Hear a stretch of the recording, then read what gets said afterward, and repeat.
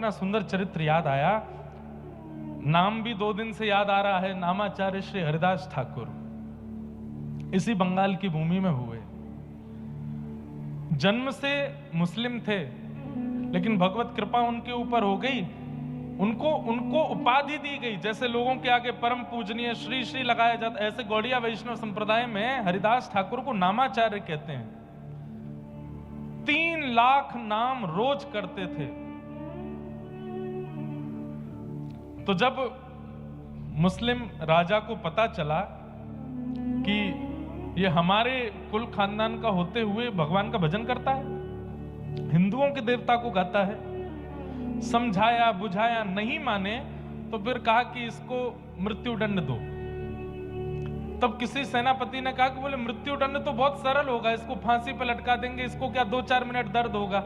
इसने जो गलत काम किया है हिंदुओं के देवताओं का नाम लेकर के, इसको तो कोई कड़ा दंड मिलना चाहिए।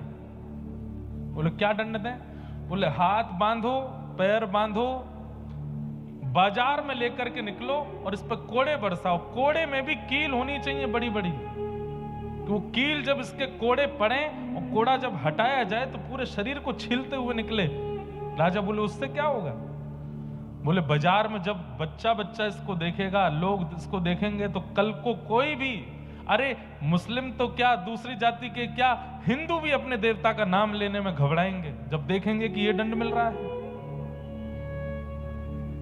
तो राजा ने कहा यही ठीक है।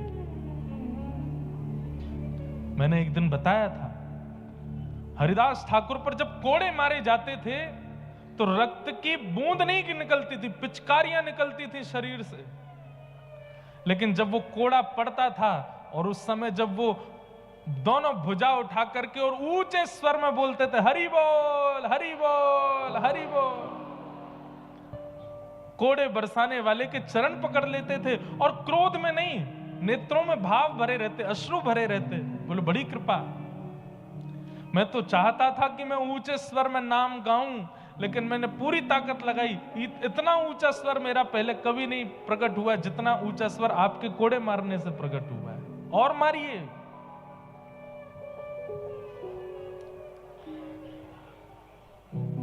प्रसंग आता है कि जब भक्त के ऊपर पीड़ा आती है और भक्त जब क्षमा करने लगता है तो ठाकुर जी फिर बदला लेने के लिए आते हैं। और ये बात निश्चित है, करके देख लीजिएगा। अगर आप भजनानंदी हो, अगर आप वैष्णव हो, आपके साथ कोई अनुचित कृत्य करता है, क्षमा कर दीजिए। ठाकुर जी ऐसा जवाब देते हैं उस व्यक्ति को फिर